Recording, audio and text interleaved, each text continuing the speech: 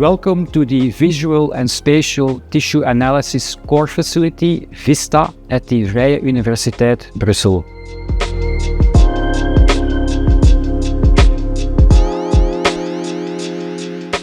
At VSTA, we specialize in comprehensive biomarker analysis within the histological context.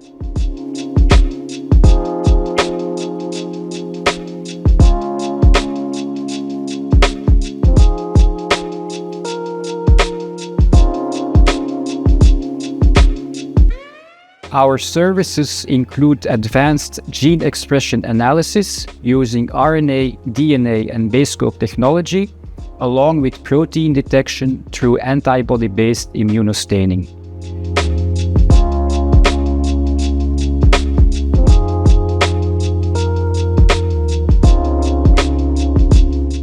In addition, we offer digital scanning of tissue sections using state-of-the-art microscopes, along with AI-driven image analysis.